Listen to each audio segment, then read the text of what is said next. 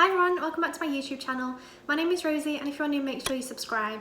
So I'm here with my husband Jeremy because today we're doing part 2 of our pregnancy story. I'm not sure what I'm going to title this, but anyway, we're basically recording 4 episodes talking about my miscarriage, my abortion, my miscarriage and then my missed miscarriage. So I've lost 4 pregnancies in total. This is part 2. So if you're finding me now, please go and watch part 1. I will leave it linked here. I'll also leave it linked down below. So go and find that, go and watch that, because otherwise this will make 0 sense because we're going to jump straight into the middle of about to go into hospital to have an abortion. So make sure you go and watch that one first. We're also putting these episodes on the podcast on Apple and on Spotify and everything. I'll leave them linked below as well if you prefer to listen rather than watch. That's another option for you. But yeah, this is part 2, so a little bit of a warning. We're going to be talking about an abortion, blood, vaginas, a child loss, hospitals, a baby funeral. So it's going to get emotional. Just a bit of a trigger warning. If that's going to trigger you, please switch off. Don't watch it. Don't do it to yourself. But if you are interested, just carry on watching and we'll get into it. Like I said, we're recording a podcast mainly. I'm just recording it. So we're going to be talking into this, probably not looking into camera at all. Anyway, that's it. So either watch it or don't. Either way, have a good day and thank you. Hi everyone, welcome back to the Just Interesting People podcast. My name is Rosie and I'm here with my husband and co-host Jeremy as always. Today is part 2 of the story. I'm going to pass over to Jeremy to introduce it properly. But thank you so much for being here. We really hope you enjoyed this episode. It's going to get emotional, but we really hope it's informative and just kind of, I don't know, it's our story anyway. We're going to share it. Enjoy. Thank you guys for joining us again.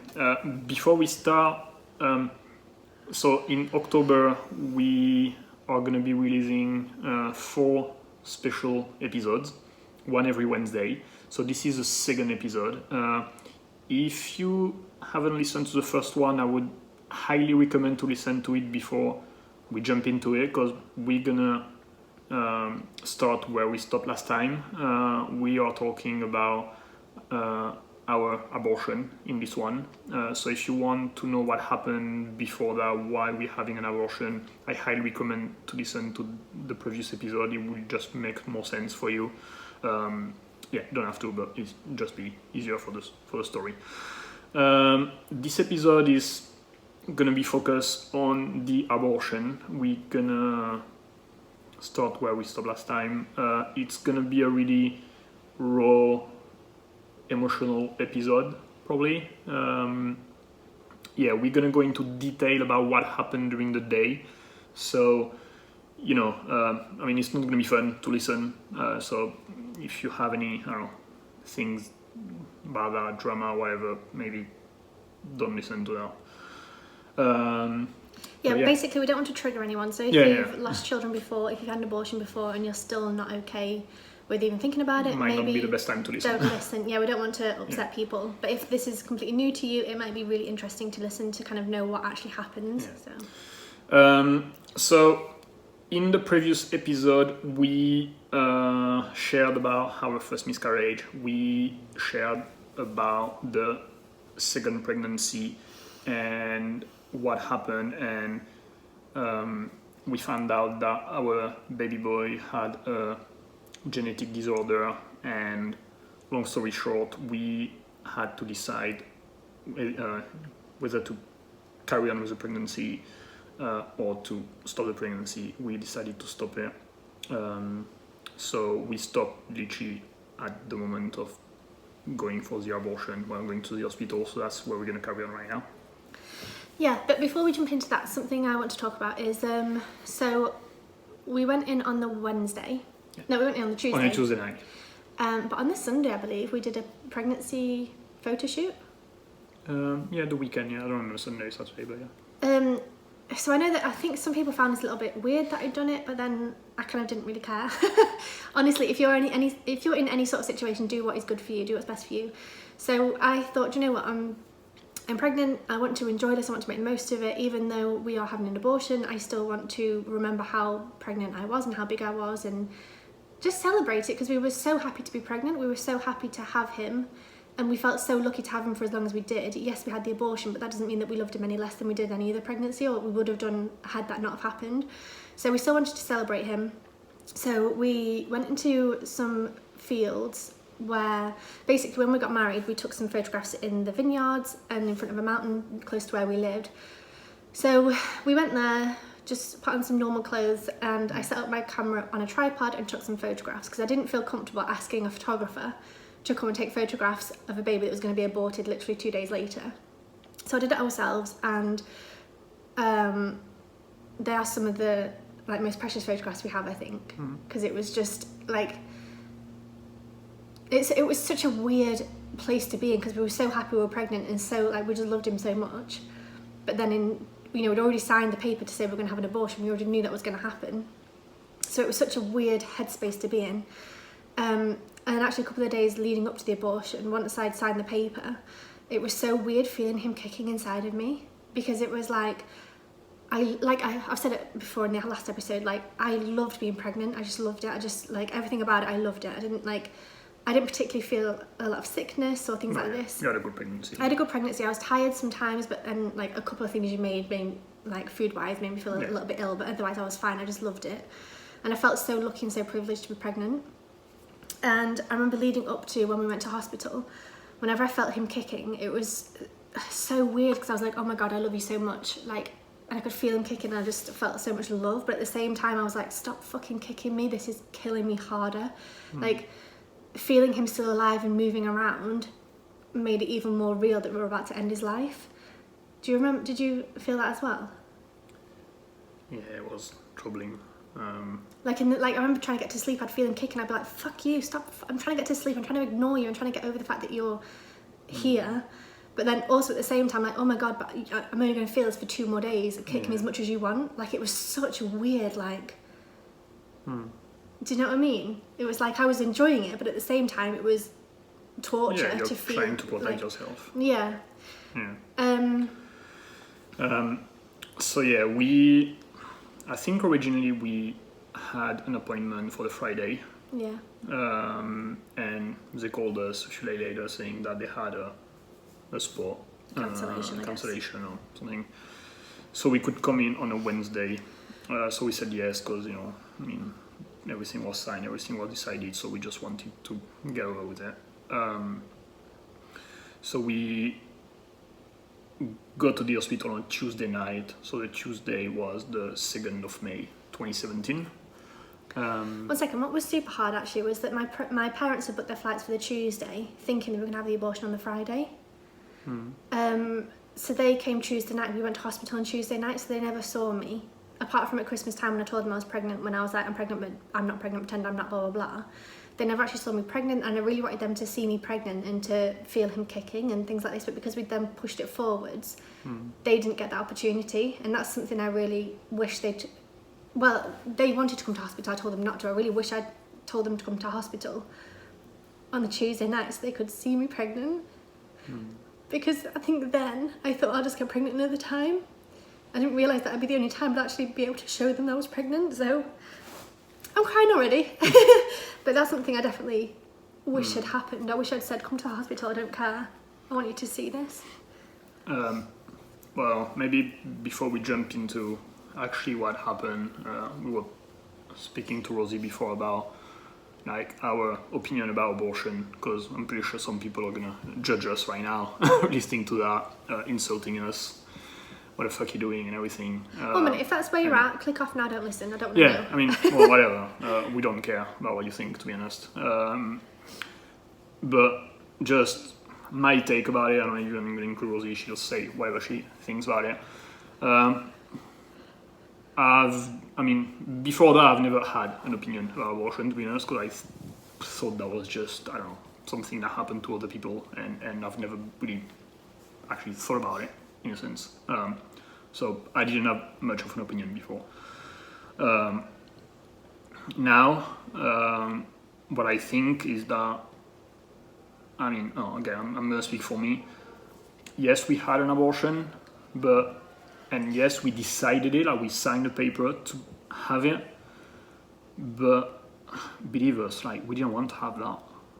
We didn't have an abortion just because we wanted to have an abortion, right? We had one because the circumstances were what they were, and we thought that was the right thing to do at the time.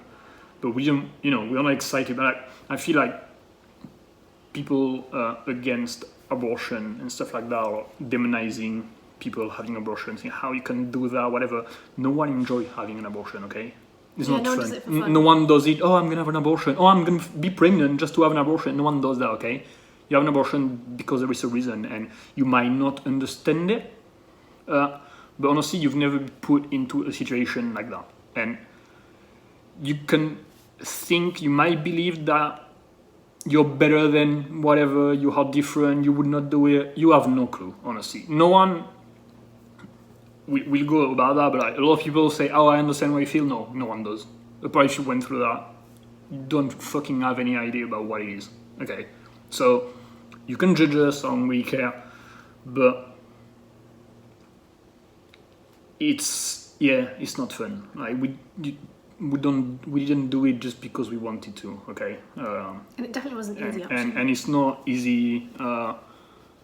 It was fucking horrible. Okay, so yeah, we decided to have it, but believe me, I wish things would be different. So yeah, we just wanted to say that. And then my point of abortion is, I always said, because from a young age I always wanted children, I always wanted a family, and I always said I would never have an abortion. Even if I got pregnant at 15, 16, 17 with some random guy or boyfriend or whatever, like I just would have kept it. I just would not have had an abortion.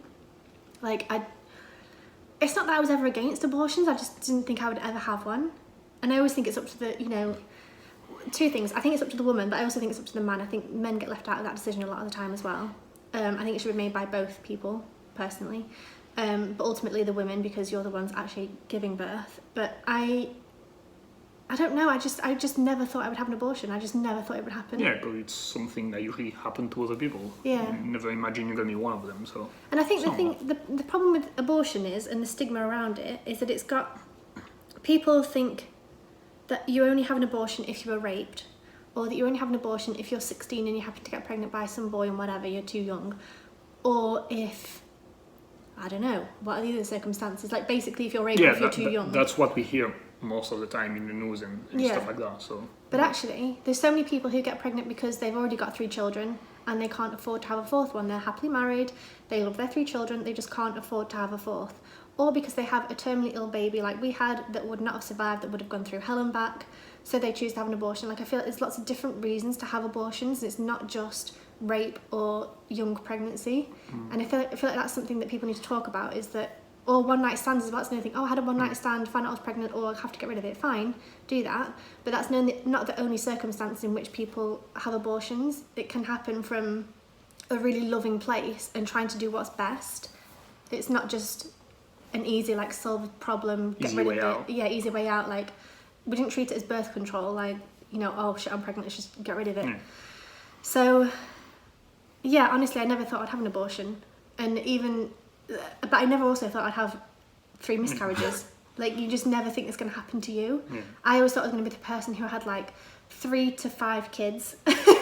Jeremy's pulling up in the face. Like, I always thought I'd have a big family. I always thought I'd just, like, it would be easy. I'd want children. It would just happen like everybody else thinks. I never thought I would, it's been 4 years since our miscarriage, our first one. I never thought I'd have 4 years of this. Yeah.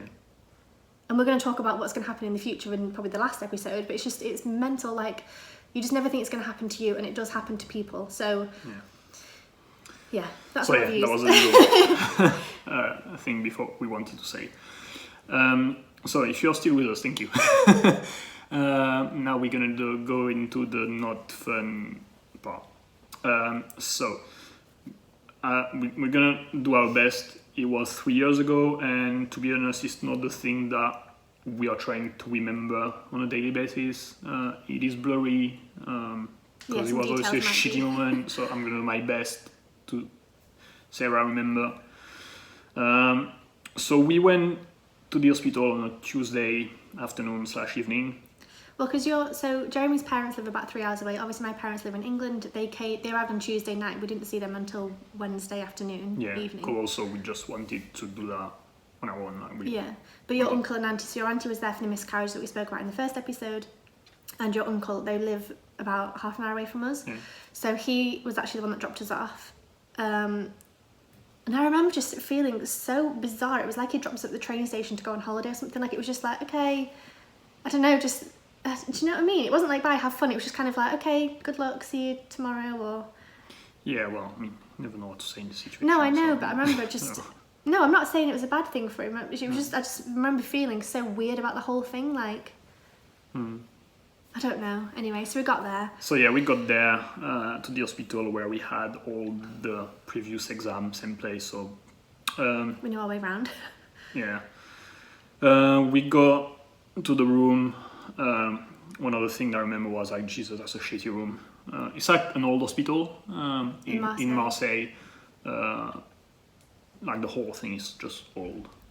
As in, like, there's chips in the walls, there's paint falling off, there's like rust and... So Rosie had a hospital bed, nothing fancy, just what you can expect. And I had the mattress on the floor. We had to ask for that though, didn't we? Yeah, probably. I think we had to. I think though they were like, "Oh no, you have to go home," and I was like, "He's not going home. You have to. Yeah. You have to stay here. There's no choice." So we had we got like this shitty mattress on the floor that was like peeling off and stuff. Like worse than a blow-up mattress. Yeah, that was. I mean, they do what they can, to be honest. It's not their fault. I mean, about the evening, we didn't have any tests from what I remember. Maybe you had a blood test or something like that. But we had a few. We saw the doctor. We saw some nurses. One thing that I remember, and it's not specific about that, is that we were wondering what was going to happen. Because we had no idea. Honestly, we had no idea what happened when you have an abortion. Actually, Because the thing is, when you Google it, you either get a doctor talking about the actual scientific, okay, this, we give them this medicine, and then that happens. Like, there's no actual first-hand account of what actually happens. And I remember I YouTubed it. I searched it in YouTube, 6-month abortion at 26 weeks, abortion, late-term abortion, 3rd trimester abortion. There was nothing. No one ever spoke about an abortion this late on. And I was like, what the heck is going to happen? I have no...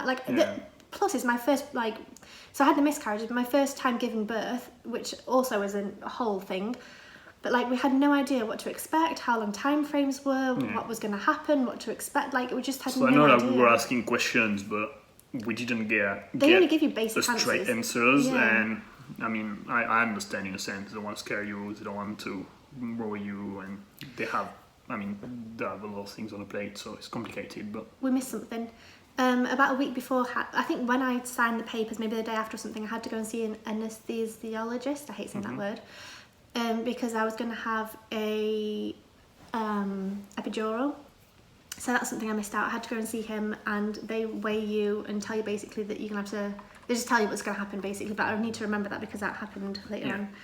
But actually what did happen on the Tuesday night, this is where it's going to get graphic, guys, just a bit of a warning. Basically, to induce the abortion, because I was so far on, I was 6.5 months, so 26 weeks pregnant and 3 days, technically, they need to invoke, I guess, contractions. And so what they provoke. Provoke, that was it. Provoke contractions. So, I can't, it must have been 7 p.m, something like that. I think it was 2 or 3 pills that they insert into my vagina. And so you have a nurse coming, just sticking her fingers up there, and this is gonna sound gross, and I'm just gonna say it because it needs to be said. Maybe it doesn't need to be said, but I'm gonna say it because I really want to be super raw and super honest about what happened. Obviously, when you're turned on and having sex, you're how do you say? I'm trying to say it, basically... Just say it, whatever you want. Basically, I was dry because obviously I wasn't turned on or bleeding or anything like that. So it was dry and it was awkward, and I had this woman shove 3 pills, I think it was, up my vagina. And that, for a start, I didn't know that was going to happen, I don't think. That was not a good start for us. And I remember that evening we were we'd kind of go between just feeling in a daze and in a dream and numb and didn't really care, to then, not that I didn't care, it was just really trying to just escape and get away from it, or breaking down. Yeah. There was no I'm okay, it's I'm either just dreaming. Yeah. I remember we took the iPad to watch a movie naively thinking that we would be okay to watch a movie in the hospital honestly, the day before. It was just anything to keep our mind away busy, from that, because it was so traumatic and so sad. If I'd have thought about what was going to happen the next day, it was just too sad. Yeah. So they told us that we would start early. Like, they would wake us up at like 7 a.m. Well, anyway, in hospital, you know, you get up early. Oh, I couldn't have any food, could I? So, yeah. No food or water. Because they never know what's going to happen. You know, potentially if anything goes wrong with any pregnancy or whatever, you could be having like a general anesthesia or whatever. Yeah. So just in case Rosie couldn't eat until a certain time, just in case. So yeah, we just spent the evening, night in bed. I remember we were like cuddling in this small bed. One thing that I really remember is that we were feeling him kicking quite a lot on this evening, just thinking like this is the last night, that's it. Yeah, I really remember that. I remember I didn't want to go to sleep, because as soon as you had to sleep, that's the next day then. Yeah, and I mean, we didn't see much anyway, because it was noisy as fuck, like people screaming and nurses going up every hour because, you know, someone is beeping and that's stuff the thing, like that, so so we just didn't sleep, honestly. It's noisy, like hospitals are noisy anyway, and there's always the beeping of the machines and, you know, people walking around outside and taking notes and doors and food and whatever else. But I remember that night, I think it's like 2 or 4 in the morning, there was a woman screaming, as in like screaming bloody murder, like as if it was just awful, like she was just crying and sobbing, and she was just in so much, I think, emotional pain rather than physical pain. She was just so sad. It was awful, and like I was listening to that thinking, oh my god, I'm having an abortion tomorrow, and all I can hear is this woman crying the hospital down. Like she was just so distraught. It was just awful. Because we were in a section of the hospital for, I think, what they call like difficult pregnancy. So we were surrounded by people, by women, in difficult situations. It was not all about abortion, but it was like just a pregnancy that's not totally normal, so they have complications. So everyone was pregnant and everyone was having some problems, different degrees, but something was going on. So I mean, we didn't sleep much. So we woke up early in the morning. We didn't sleep much. Did I have to shower as well that night? Oh yeah, you had to shower with the betadine, iodine, the red thing, to basically disinfect your body. And I think again in the morning. Yeah. Actually. So before bed, I had to shower with iodine, which is like the red product. Yeah, in my hair. So my hair was like everything awful, like just my whole body, and then pat dry, and then put on like a fresh robe, and then again in the morning first thing, I had to do the same. Just to disinfect, I guess. But that's like, it's a small detail, but it's these small details that I didn't know was going to happen. So I kind of want to tell you as much as I can, just so you really get an idea of every single thing that happened, whether it's relevant or not. It's still part of the story. So yeah, I remember having to do that in the morning. I wasn't allowed breakfast. No. Did we saw I think the psychologist came to say hi in the evening, right? Oh, she was asking about how we feel. Yeah, because they told us that we would be seeing someone after. And I remember she came in the evening to say hi, asking how we're feeling. Honestly, I don't think I've said much personally. But yeah, she came and said, okay, I'll see you in the next few days and stuff like that. It's nice that they provide that, because I'm sure a lot of places don't. Yeah, well, that's the good point about the French health system, that we honestly didn't pay for anything. Something just to mention here. This is all, Yeah, we didn't pay anything. And I mean,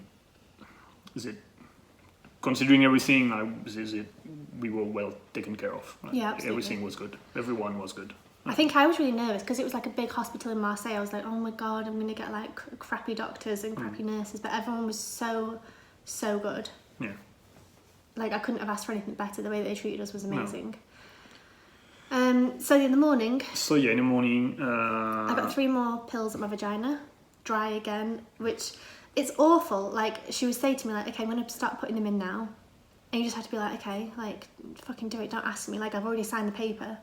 It was almost like I had to give my permission for her to do it. But then, like, as she's doing it, I'm crying, so I'm knowing that that's what's going to, like, the night before, that was the start of it. That was like, you know, up until that point, I probably could have left and be like, no, actually, I'm not doing it, even though I signed the papers. But once they started the process, by started putting these things in me, that's when the process started for me. So the night before, and then again in the morning, I had another 2, or I really can't remember if it was 2 or 3. Yeah, I think 2, Shoved up there again. Yeah, and just in case, just to explain, so those pills basically create a reaction in the body, and the body is going to start to have the contraction to start pushing. To start pushing and to have the baby coming out. Because you might not know that, but basically what we found out is that to a certain point, like when you have an abortion early, basically the baby is tiny, so it can just be extracted. Well, the first one is a pill. Yeah, you can either have a pill and it's basically just you have period, right? Yeah, have a period, it'll push it out. The second way, if it's a little bigger but not too big, they basically suck it out. I don't know the weeks. We'll leave information in the description thing. But basically they can. It's like an operation, basically. They suck it out. But basically, our baby was big in a sense. Because I was 6.5 months, but he was obviously a dwarf. So, you know, that's like 2/3 of the pregnancy already. So it was big, too big to have anything easy. So basically, the abortion was just giving birth to a smaller baby, but it was just giving birth. So that's why Rosie had those pills, is because she was going to give birth, just to make that clear. So we had the pills. The pills, and then they took us down to the birth room, whatever the name is. Labour suite, whatever it's called. So we were like on the top floor, and we went down somewhere in a room that was bright apple green. Lime green, it's awful. Bright green. You're there all day. You remember random details like that. No windows, really dark room. Just like a big bed in the middle, and then plenty of medical devices around. Like a big room, but no light, this green stuff like that. Just weird environment. We remember this room. Well, you would think that, even if it was, it's already traumatic enough having an abortion. Even if you were giving birth, you wouldn't want to give birth in a bright green room. Like, who decided? Who thought that would be a good idea? Horrendous. And so basically the way, so 2 steps to make it simple. So there's 2 things. The first step was, and I'm going to say that as it is, to kill the baby. And then the second step was to get the baby out. But to get the baby out, it was going to be done on a natural way. So we didn't know how long it was going to be. Because, to give birth, it takes a while, especially when it's your first birth. So we went in the room between 7 and 8 a.m., early morning. And they told us it's going to take a while, probably. You're going to be there most of the day. But they didn't know how long. Like they could not tell us, you're going to be out about 12, 1, 2, 3, 4, whatever. We know it was going to be long, that's it. A detail, I had my phone, so I could be in touch with my family to tell them what was going on, I remember which I did. So I took my phone with me to text them. But we also took the iPad in case we wanted, we just thought, if we get bored, we'll stick on Friends or something. It's just stupidly, I don't know why. We had no idea what headspace we would be in, what we would I think you took your Kindle even. I don't know. It was just we need to probably keep ourselves. I had a bag and stuff inside. We were like, we're going to be there for hours. We need to keep ourselves entertained. Okay, just pack some whatever. Yeah, just naive, but. So when we got in the room, we saw someone, doctor or nurse, and she told us a little bit of what was going to happen, like those 2 steps that I just described. So the first step was to end baby's life. No, first step was to do the epidural. That was before? Oh but that was part of that. That was part of that. Yeah. I need to talk about that. So we had a lot of people in the room as well for that. Yeah. So I remember just laying on the bed, and I don't know how many So I basically had an epidural so that my legs and waist area was numb, to help with the pregnancy, to help give birth. And I think for that there was maybe 2 doctors and 3 nurses. Because they had some interns. There's some with them. interns. So They're you're like- like the main doctor. And I remember them two asking, like, do you mind if interns. they come and watch? I was like, I don't give a shit, just stop asking me questions, just do what the fuck you want to do. Don't talk to me. Like, I didn't want to talk to them, did I? Like, I just grunted at them a lot of the time. They're like, you okay?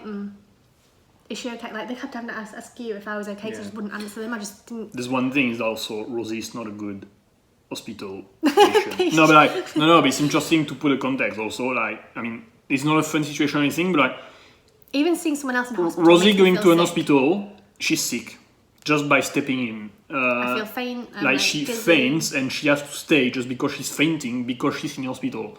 And yeah, so even with not too much going on happening, so I was all just doing my that best to didn't stay. help. Yeah, Just to stay, whatever. Yeah, conscious. Yeah, honestly. So, so about 2 doctors came in with about 3 students. They were like, do you mind if they come in? I was like, whatever, just literally don't talk to me, do what you need to do. And then there was also, I think at one point there was about 8 people in there, basically, is what I'm trying to say. There was a couple of doctors, a couple of nurses, a couple of students, just everyone was in there chatting and whatever, looking at me, doing what I was doing.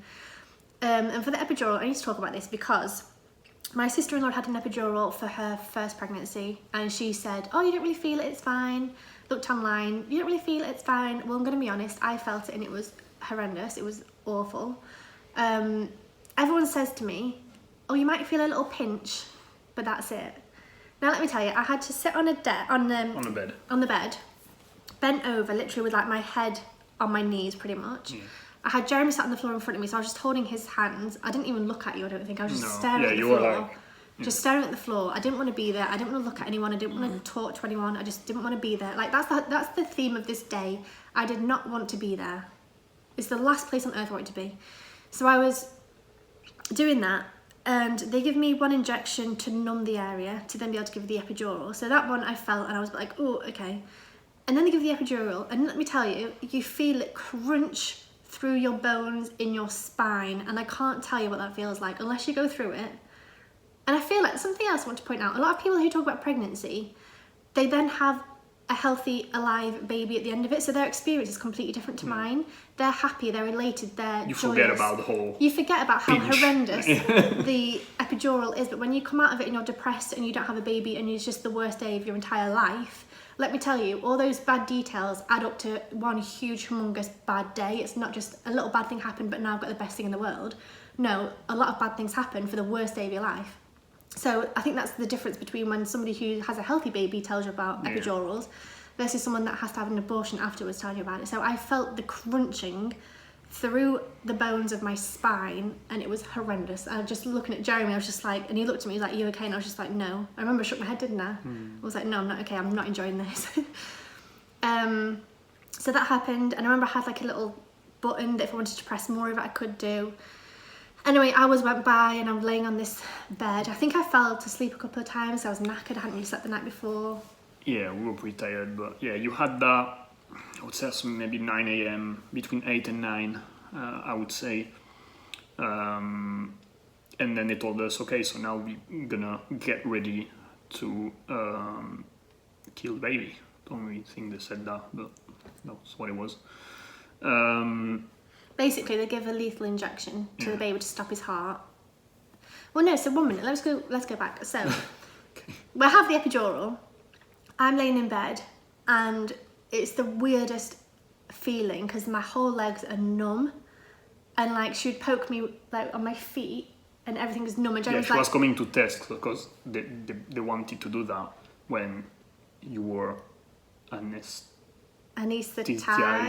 Enough.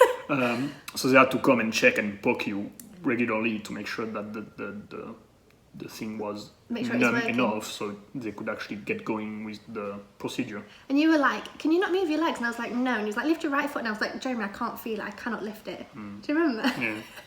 Anyway, so we lay there. Well, I lay there. Jeremy's like stood next to me the whole time. Absolute superstar. Lay there, and they start saying, okay, we feel like you're starting to get contractions a little bit. We think things are going to start moving soon, so we're going to start prepping you. Is that okay? And I was like, stop talking to me, just do it. And basically they put Jeremy at my end, so up at the head, and they put a big sheet like under my boobs, basically up above, so that even if I was to look up, I wouldn't be able to see anything. Yeah, so we don't see what's going on. And also so Jeremy didn't see anything, yeah. and I had a finger on my thing. I had like a thing on my finger to check my heartbeat and blood pressure. But do you remember it kept not working? So then so anyway, so that stopped working, and they were like, oh, we'll just take it off for a bit. So they took that off for a bit because it kept like beeping crazily and distracting everyone. And then, but it was fat. Like, anyways, they took that off at one point. There was a lot of people in the room. I don't know how many people, but I just remember laying there and just thinking, oh my God, like, I just need to breathe. I just need to get through this, ignore it, pretend it's not happening, just be somewhere else mentally. Like, I don't know where I was, but I was just not in the room. I just had to like breathe was my main goal. Well, I was here. I can tell you you were there.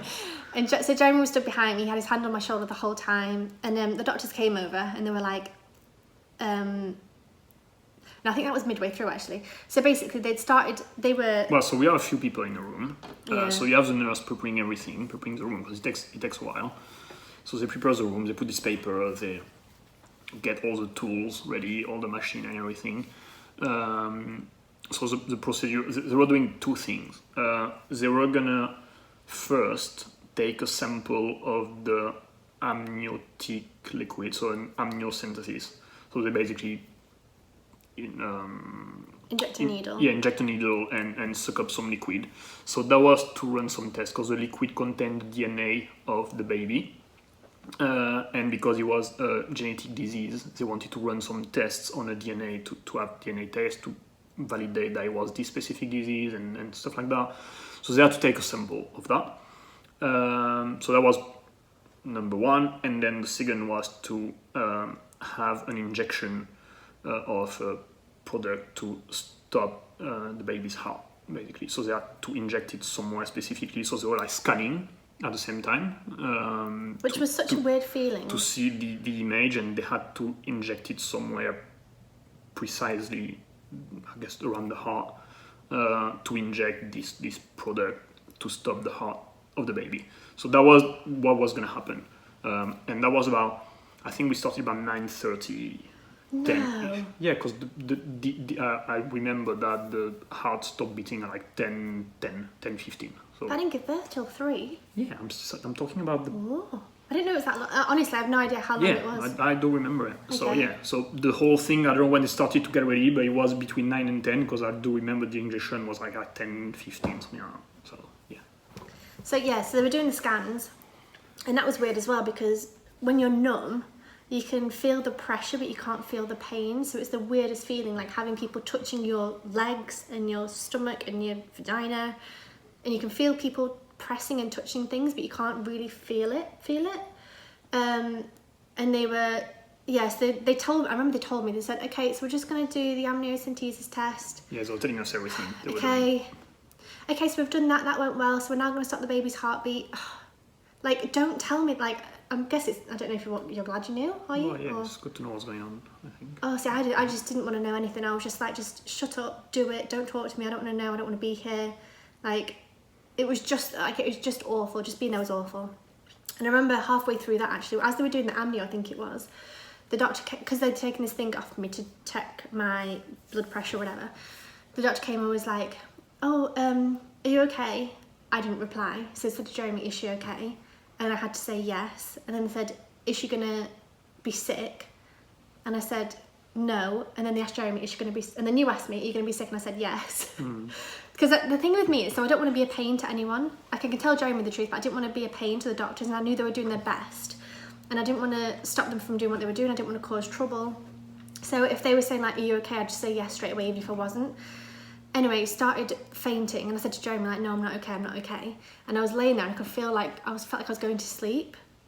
Yeah, she was fainting, yeah, she was, I could see your face was not there. You But you said that was really scary, didn't you? you? Well, yeah, you were like white as fuck, like transparent. Like your eyes were like... What did you think was happening? Going. Were you worried? Oh, yeah. Yeah, of course I was. I didn't know what was happening, but you're saying like, I'm alright, yeah, I'm okay, no, I'm not okay, like, not making any sense. Well, no, I was like, I just need to have a... Did I say to you I just need to have a sleep? Yeah, I think so, yeah, maybe. I think I remember being like, I just need to have a sleep, I'm going to sleep. And Joe was like, don't go to sleep, wake I up. do remember telling her at one point, like, no, she's not right, can we pause? And the nurse came on the side, and I remember that at one point, like, I we tried to lift your head up a little bit, turn your head, and suddenly you've been sick. Suddenly you started like throwing up. No, so I remember, well, slightly differently. So they said to me, do you feel fine? Yes. Jeremy said, do you feel fine? No. And I was like, I just feel like I need to go to sleep. And I was passing out and like wanting to sleep. And then the doctor said, is she going to be sick? And I said, no. And then Jeremy said, are you going to be, and I said, no. So he said, are you going to be sick? I said, no. And I went, Jeremy, I'm going to be sick. So they quickly ran and got one of the sick buckets and they said, okay, you're going to have to turn over. But because I'm like half passed out, wanting to vomit, and my like everything from my boobs down is numb, they were like, can you turn over? And I was like, no, I can't turn. So I had to get like, I don't know, 3 or 4 doctors. Head, yeah. No, they turned my whole body. They had to stop midway, literally as the needle, I think was, because they said to me, can you hold on a second? We're literally injecting you now. I said, no, I can't. Like, I'm literally passing out. Like, well, there's a doctor next to my face basically saying, no, we need to stop now. She's not okay. And the doctors the other side were like, well, no, but we're midway through. And the doctor next to me was like, no, we need to do it. She needs to be sick. So I had to have like 3 or 4 doctors like push me over, like roll me over. And I remember the one guy literally grabbed onto his arm as if he was like saving my life because I thought I was going to fall off the bed. And then I was sick because they managed to get the bucket in time. And then took like a minute or 2, rolled back over and they were like, are you okay to carry on? And I was like, yeah, fine again.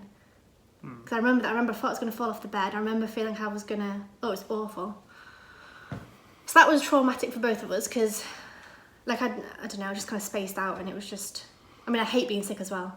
Yeah, I would literally do anything. If you have like a blood test, like you just pass out anyway, pretty much. So. No, but even like if I'm physically sick, yeah. I would do anything not to be sick. I hate being sick. I hate being at the doctors. I hate having abortions. I hated just the whole day was just awful. Yeah, so describing everything, telling us everything that was going on, which was good for me because I didn't have a closed eyes. Yeah, they said, oh, we're doing okay. We're doing this. We're doing that. And yeah, I couldn't see the other side because the paper was big enough, so I couldn't see what was going on. I remember I wanted to look, but yeah, I was just by your head, holding your hand, and stroking my hair. Yeah, just trying to make you feel all right. Yeah, I was just worried about you more than anything at this time because I could see you like not well at all, obviously physically. So I just forgot. And just, I'm like, okay, it's just... but yeah, I remember them telling, okay, we took the liquid, now we're going to start the things, and I remember them saying, okay, we're scanning, okay, we're going to start injecting, and all that, and I remember when because there are like a lot of people to prepare everything, but like the thing was done by a woman doctor, and I remember she said, okay, the heart stopped, and I remember that I was like, oh, okay. Yeah, that was it. How did you feel? I can't remember exactly, but not great, I'm guessing. I don't know, the whole thing was weird because at the same time, like, I could see you like passed out there. So it was just like an overwhelm of emotion, of like sadness and worried, and like I didn't really know what was going on. Like, I think it was like the adrenaline in a way, just rushing. Like I don't even remember crying, you know, as much on the time. No. Because honestly, I think like I had so much adrenaline in my body, like by having to deal with what's going on, plus seeing you on this bed and seeing like I need to stay aware of what's going on for her, because she's only talking to me and everything. So I was like, just like, okay. I just need to do this, like survival mode. Yeah, like fuck whatever is going on, fuck what I'm feeling. Like I just have to get through it. So I don't even actually remember crying at the time or anything, or maybe a bit, but like not being devastated on the floor. I think you just killed my baby. Like I was just like, okay, that's just step one, and okay, need to make sure this okay and move on. Like. Yeah, I think that's the thing. Our experiences, even though we're both in the same room together, our experiences are so different.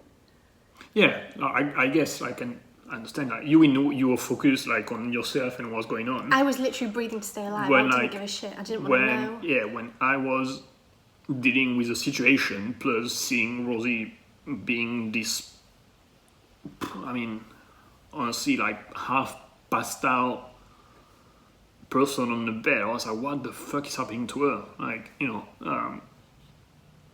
so yeah, it was really confusing. A lot of things to deal with, a lot of emotion at the same time.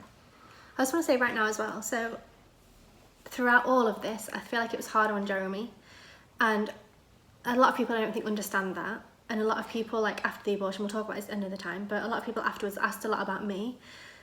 But this is one of those circumstances where it was worse for like I was just in the zone and like blanked out. Don't talk to me, don't look at me, I don't want to know, just do it, don't tell me what's happening. Like I was just like a zombie, whereas Jeremy had to watch me be a zombie whilst also process what was going on, so he had like double the amount.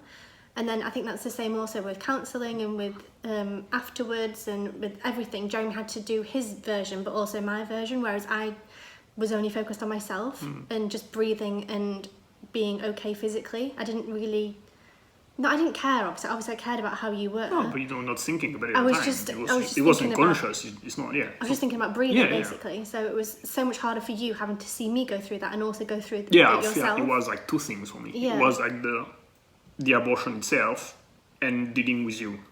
Yeah. Because I had to stay awake, like Aware. yeah, aware of everything. Because stupid, but like the language, like they're asking you some stuff you didn't know or whatever. So I had to Well, that's another thing. really be there. I couldn't even, like step out or whatever, because I had to explain stuff or whatever. Like, so I had to be I couldn't even think in English. Like, really think in like French. my brain had to work to process shit. Yeah. So yeah, that was around between 10. I remember something around 10:15. So I have in mind whatever 10:30. And yeah, so when it was done, when they were done, they clean everything up, put the things away, and then they told us, okay, so now we just have to wait for the contraction to get regular enough. For me to be dilated as well. Yeah, and to be for the vagina to be open or whatever it is. Dilated. Yeah. For the baby to come out, for the actual birth. And we're like, we don't know how long it's going to take. So like, it's going to take a while. The didn't say it's going to take half an hour for sure. So it's going to be long. It's probably going to be in the afternoon. But yeah, we'll see. So they left. I remember they told us like that you could go to sleep for a bit. You could have a little nap or whatever. No food. I don't think I had food as well. Maybe I had a snack in my bag that I had, but I didn't leave the room much. Probably to go to the bathroom or call someone. I remember I was texting my family and your family at the same time. I remember I wasn't allowed water because I wasn't allowed food or drink from midnight. And I had the like thing in my hand to give me all the nutrients and whatever, but I remember just feeling so thirsty. I was like, Jeremy, I'm dying of thirst, like you need to get me something. He's like, you can't. I was like, I don't care, I'm so thirsty. So you got like a towel and run it under the tap. Like when the doctors were out, I was like, quick, run to the tap. So you run to the tap, got a towel, said that was okay, yeah. and like squeezed it into my mouth because I was just so to keep your thirsty. lips like a bit wet. I could have drank an ocean. I was so thirsty. So you went to sleep. I know. Yeah. I know they came back to give you all the pills. I don't know if it was before or after you slept. I don't. The timing, I'm not sure about it. But I know that you slept. And I know that they came back eventually, I guess, to check how everything was doing, and they gave you more pills because it was not going fast enough or whatever. Not much happened for a few hours. I mean, I really don't remember what I can see like you were laying on the bed, you're passed out, half awake, half asleep, and I was sat on a chair. Did you sleep? Next to you? No. I had the clock in front of me. I could see the clock. Watching the seconds pass. And I was texting our families to let them know what was going on, and I was just waiting there. No, I don't even think I was doing anything. I just sat there, just waiting for the next step. Once in a while, the nurse came in, checking on Rosie, checking on me, and yeah, we got things to do. So we've been pretty much alone for a few hours.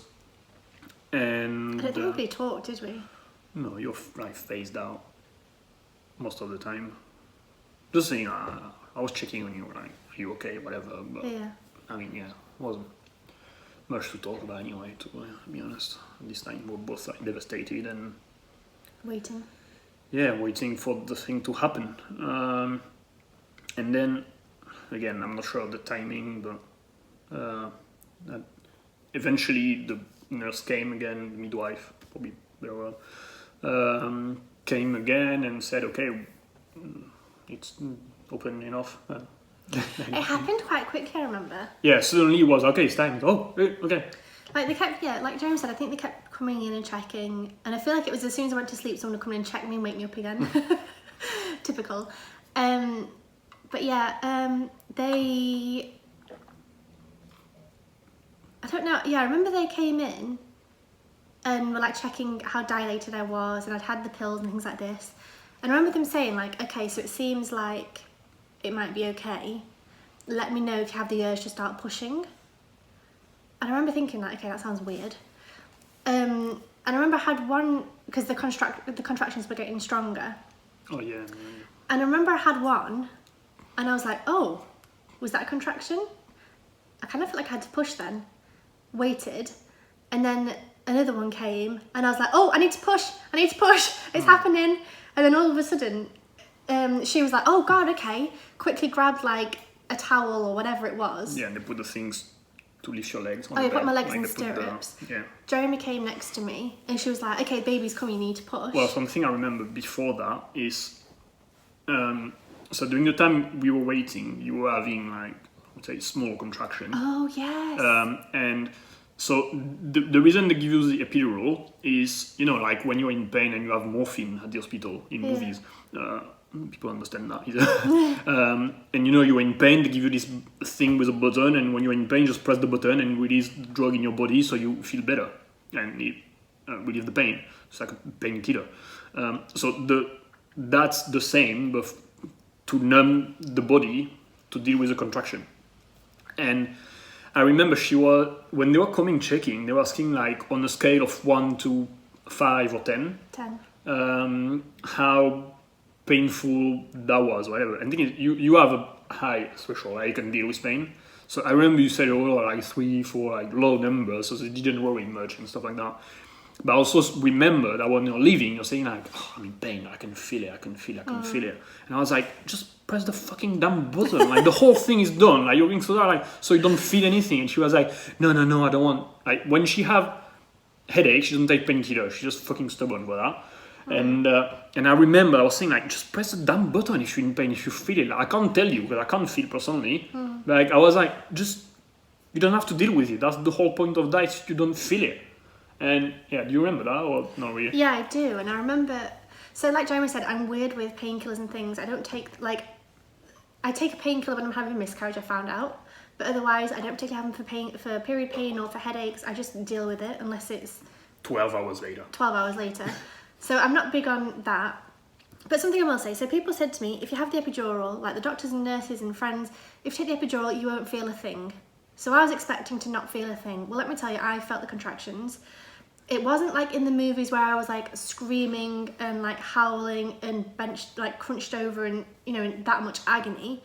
But at the same time, when someone tells you you're going to feel nothing and then you do feel it, you definitely feel it.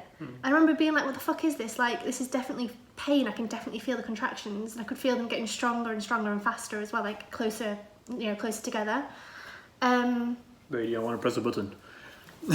Well, so this is the weird thing. It was like, if I'm having an abortion, I want to feel the pain, but then at the same time I don't want to feel the pain. And I know I keep contradicting myself throughout this whole story because I was just so two-minded about the whole thing. It was like, if I've just killed my baby, I should feel some pain, like physical pain. I want to physically feel it. I want to physically feel myself give birth to him. I want to be in pain. I want to have contractions. I want to feel it. But at the same time, I wanted to numb everything. I didn't want to be there. I didn't want to feel it. I didn't want to know it was happening. I didn't want to nothing. I wanted to feel zero. So it was such a weird, like, yeah, I'm not in agony, but I can definitely feel it. I'm in pain, but do I want to feel it? Yes, because I want to feel it because I want to know it's actually happening. But at the same time, I don't want to feel it because I don't want it to happen. Does that make sense? No, but yeah. Yeah. I don't know. I remember just being like, well, I'm in pain, but who gives a shit? I mean, I'm having an abortion. Of course I'm going to be in pain. but then also like I don't want to feel anything. They said to me, the epidural, you won't feel anything. Why am I feeling contractions? And I remember thinking, I think I told them it was an 8, and they were like, that's not an 8, and I was like, well, it's definitely not a 0. Yeah. I can definitely fucking feel what's going on here. Yeah. Yeah, So it was awful. eventually it became strong and regular enough, and the need to push was there enough. So they were like, okay, this is happening. So they got things ready. It was only one or two midwives, yeah, or just one, yeah. So it wasn't actually like too much to prepare. Like they put your legs up on Grabbed a towel and that was it. Yeah, got a couple of things, but it wasn't Because it was weird. too much going on. It kind of went from like, okay, from 10 in the morning, then you said, until about 3. So what, 5 hours? Yeah, and then it was quick. Of nothing really happening, of kind of, like the contraction was getting worse and worse, but it wasn't, I don't know, and then all of a sudden it was like, oh, I need to push. Yeah. So like I said, the first one, I felt like I needed to push, but I was a bit like, was that it? Is that what she means I need to push? Do I need to push? I don't know. And that happened again, I was like, oh yeah, I definitely need to push now. So she grabbed the towel, put my legs in stirrups, she came and stood by my shoulders, and then she was like, okay, the baby's going to come, you need to push. I know this is going to make me cry. 1 second, just having a bit of a tear. So don't do that, that'll make me cry more. Don't show me the affection, Jeremy. No, so then so she said, okay, you need to push. So I started pushing, and I felt him coming out, and halfway through pushing, I just started crying. I just broke down crying. So I pushed half, not even once, I pushed half a push, was crying, sobbing, weeping, everything. And she was like, you need to push, and I just couldn't do anything but cry. Thing is, we didn't know that you would have to push. That wasn't made clear before. They didn't say like, this is gonna happen and you're gonna have to. They said you're gonna And give again, birth, but it was maybe like, it was just us being naive because we didn't go through that. But they didn't tell physically, like, okay, this is when you're gonna feel you're gonna have to push, like just you give birth to a live baby. Like we thought it was gonna, I don't know, slide down. I don't know, that's how I thought it was gonna happen, or at least that she would not really feel it. yeah, I definitely felt it. And that was weird as well, because like I said, so the epidural was kind of wearing off at this point. Was it? No, it wasn't. No. It was still strong enough. But like I said at the beginning, I could feel people like, pressing me when they were doing a scan or touching me when they were doing things. It was the same feeling. I could physically feel him come out of my vagina. There was no pain, but I felt it. And I hate the way that everyone told me you won't feel anything. They should say you won't feel any pain, but you will definitely feel the contractions, you will definitely feel the need to push, you will definitely feel the baby come out of your body, you will feel that sensation. Because that's where I was really misinformed, and I just thought I wouldn't feel anything because that's what I was told. So that's something I wish was made more clear. So yeah, I pushed halfway and I just started sobbing, and she was like, you need to push again, and I just couldn't. And I don't know if she maybe just pulled him out, I don't know. I honestly don't, I was just crying, I don't remember. But anyway, I felt liquid and I felt him come out. Baby was out. And then she had to like press on my stomach, and she was like really, really hard pushing down, making sure everything came out. And I guess they were pulling out the placenta and everything as well. Yeah. I was just sobbing. I was don't have no inside idea. the bag. And before we get to so that was from my remember. The birth was declared at. Was it like? For I remember, it was 3:13 p.m. Yeah, I remember thinking 3:15. 3:13 p.m. That's when the baby was born. A few things before we go to the next step. That's important. So the baby was out, and they took him away. Took him away to clean him, because obviously it's bloody and messy. Things you don't see in a movie. Before we go to the next step, so before everything happened, the week leading to the abortion, when we had all those meetings and everything, they asked us, would you want to see the baby after the abortion? Do you want to see him? Because it's possible. So we had, this is just as a question, so we had to, that's something we had to discuss.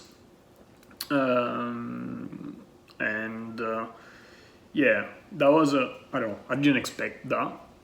anyway. So I remember we talked about it. I personally remember that it was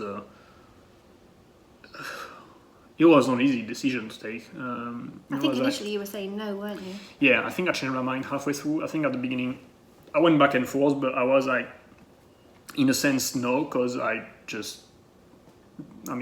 if I don't see him, it'll just be easier, and stuff like that. On the other side, it was like pro and cons. I wonder if we made a list, but in my head I was making a list of pro and con. I'm protecting myself if I don't see him. I want to have this image in my head, and it will be easier for me to heal. I was protecting myself. On the we should see, it was like, well, at least I'll see him. I'll see what he looks like, and we can hold him and stuff like that. So it was like, yeah, like a back and forth in my head. I remember. Was it easy? I think you said yes. I think for me it was just like I think for me it was pretty easy. It was just a yes straight away. It was like, yes, of course I want to see him, because I would hate to have not seen him and then forever think, oh, I wonder what he looked like. And I always wanted to hold him. I also wanted to check he had 6 fingers and check he was tiny as well. I wanted to see that with my own eyes. I wanted to see him. I wanted to hold him. I wanted to look at his face. I just wanted all of it. So for me, it was yes straight away. And I remember you were like, no, I don't know, because I don't want to remember his face. And I was like, yeah, but you're only ever going to get this chance once. Yeah. It's not like you can decide, oh, actually, a year later, maybe I should. Yeah, do you know what I mean? remember it's now or never. I remember that was the thing that made me decide. It was like, at the same time, another thing that I only have one shot, and I can't just change my mind a week later and say, oh, actually, I want to see him. And I also remember one of the doctor telling us that, because I remember I think we were both surprised when they told us that was possible, because I don't think we expected it. But I remember the doctor saying it's actually most of the time really helpful, and even if it's hard, on the long run it's good to do it from their experiences, because most of the time people are glad they did it, and they have people regretting that their entire life, not seeing them. So yeah, we decided to say yes. And also something else that's going to come about the name.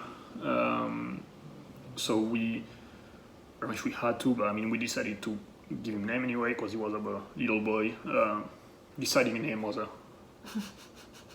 pain. It was not easy for us, for a different reason. And I think we started discussing names even before we find out about the disease and everything. Yeah, we already had 2 names in mind. Yeah. And then I think we decided, like, as we signed the papers, I think it was like, okay, we need to decide on a name as well, so that we have... Yeah, because we wanted to have a name and everything. But yeah, the name thing was hard, because we wanted a name that you could say the same way, pronounce the same way in French and in English. We didn't want to have like a R in the middle, like Rosie.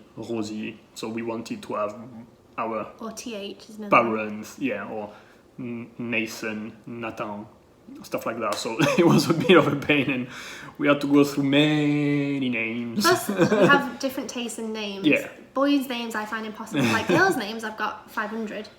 Boys' names I find it really hard, especially to find names that we both liked as well. So that was a long process.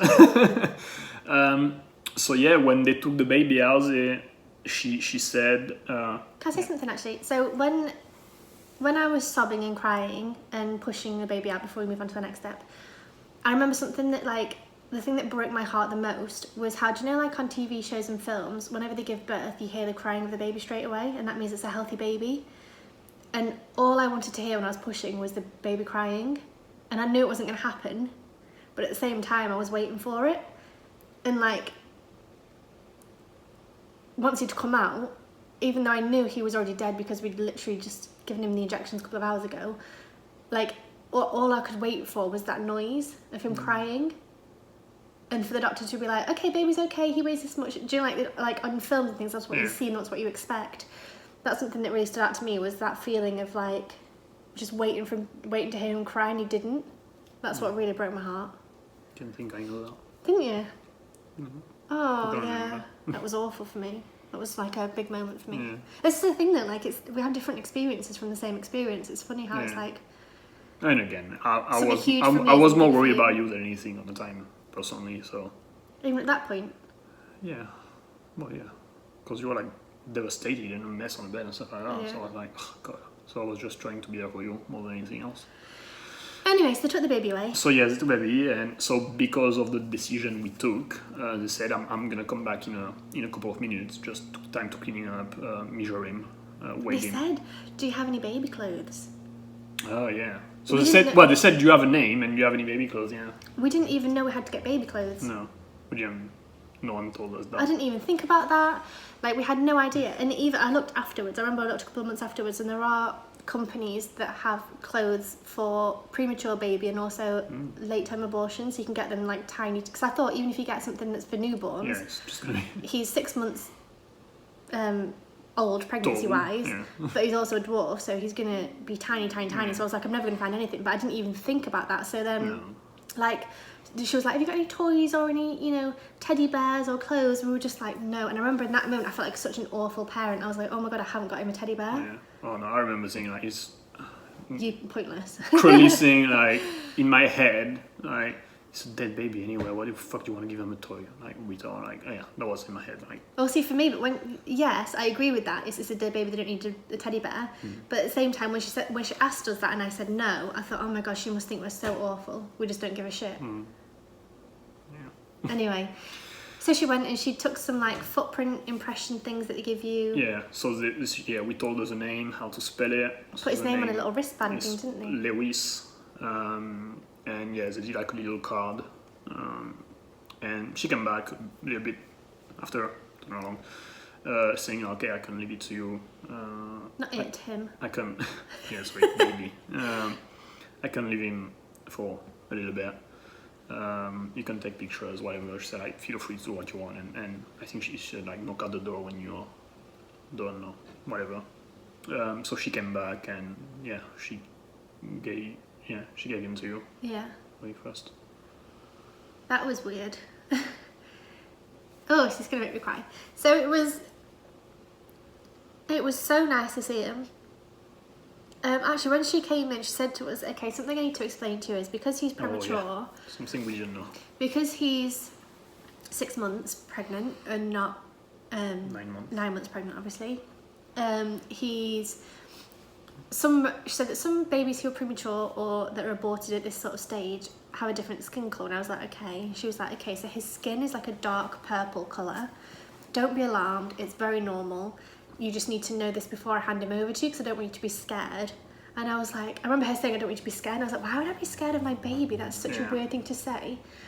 But I don't think we quite realised what she was saying or what was going on. Didn't quite get it. Nope. And then she came and she gave him to us, and he was literally dark purple, like aubergine colour, like really, really, like almost black. Yeah. And not like black as in black skin like brown people, like as in like purple black, like really like dark. a really dark aubergine. I think Yeah. aubergine colour is probably the best stuff.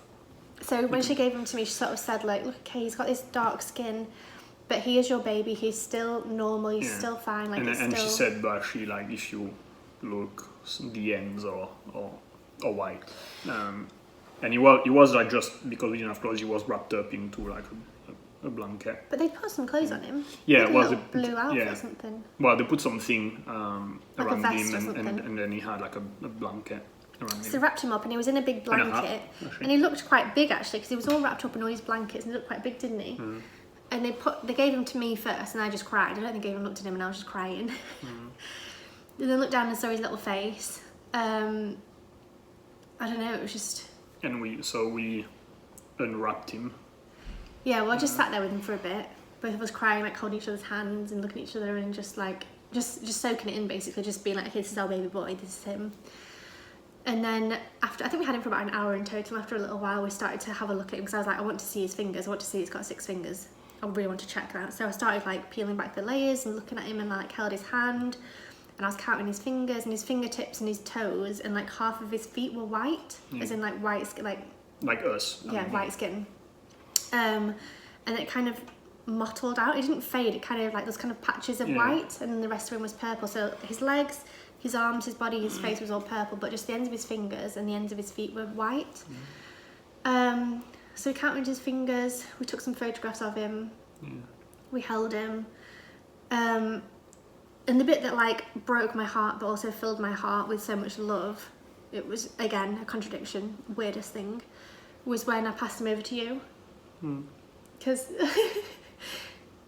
oh no, because I passed him over to Jeremy, and Jeremy's never held a baby before.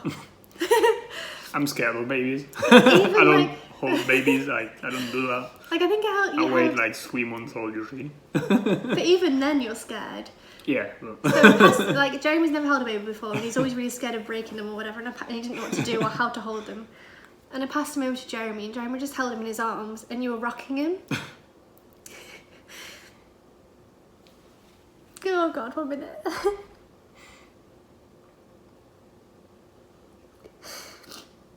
Yeah, that was strange. And Jeremy was like looking down at him with so much love, and you were rocking him in your arms as if he was alive, and as if he was, as if he was just asleep or something. That's why it looked like, just to describe it, he looked like a baby that was asleep. Probably no difference. Like that's what he was. Yeah, because he had his eyes closed, we didn't see his eyes. And he had a cute little fat face and cute little nose, and everything about him was adorable.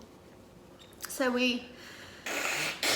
I held him for a bit, Jeremy held him for a bit, and then I held him for a bit, and then Jeremy held him for a bit, and we passed him to each other and take pictures, and we asked the nurse to take a picture of all three of us together, and yeah, we took everything pictures, like his toes, his hands, his feet, his face. Like we got a few as a souvenir.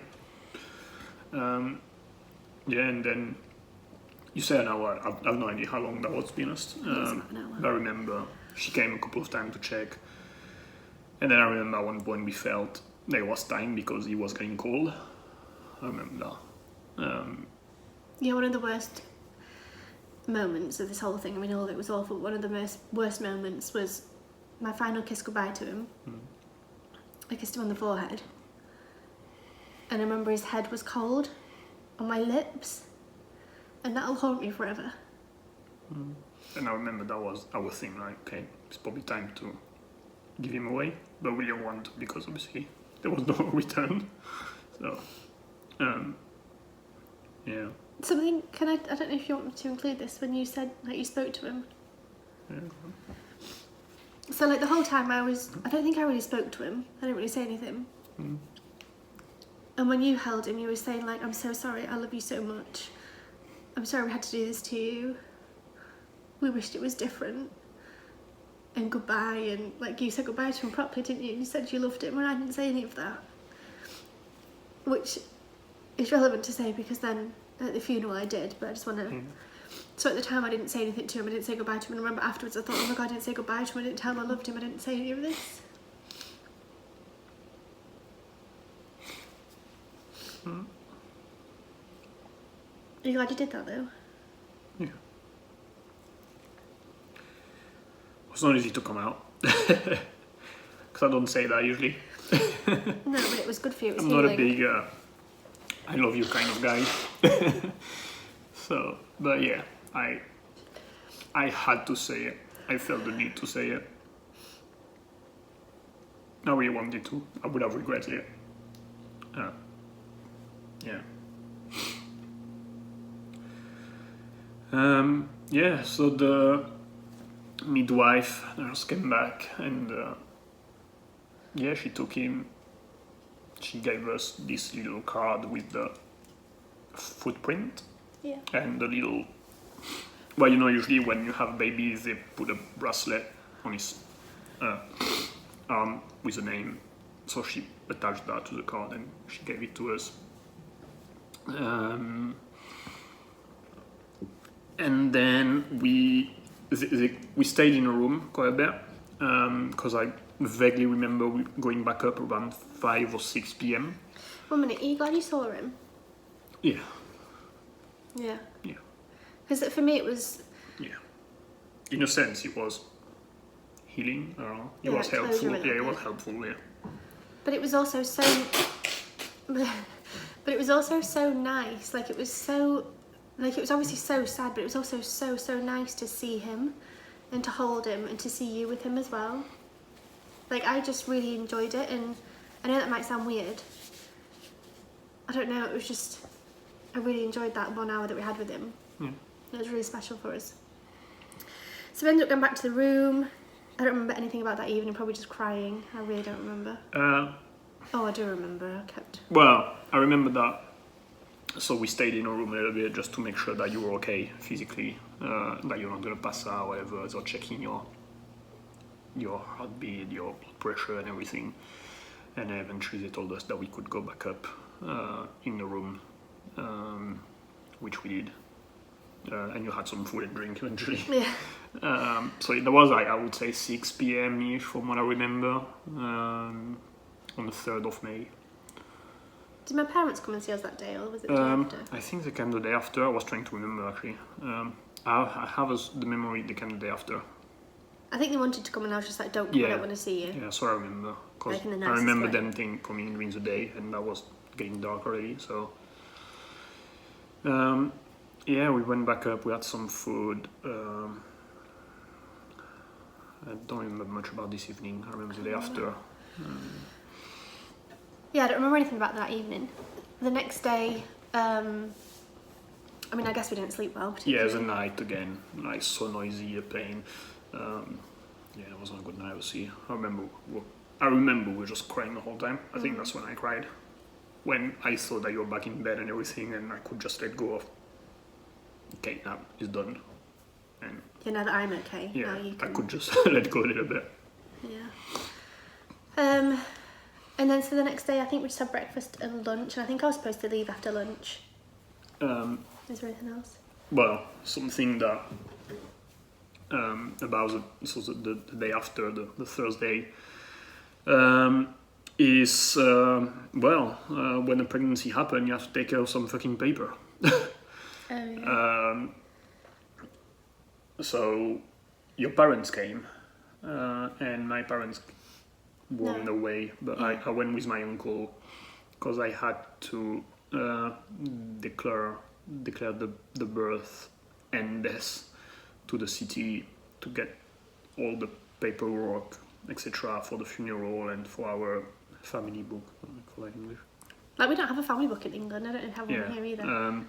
Basically to say that we had a child, and then we also didn't have a child. So the day after, I had to go to the town hall and wait for a while, and I remember that was the most awkward thing because you ask like, yeah, I'm here to declare birth technically, and so yeah, the lady at the computer was like, oh, congrats, no, he's dead. I remember that was the most awkward thing I could remember. Face like, oh, I'm sorry, like.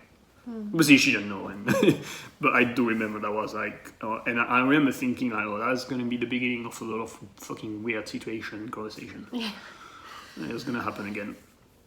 Yeah, it took a while. Your parents were with you, but yeah, I had to do all this shit that obviously I didn't want to. But there's a lot to do when someone,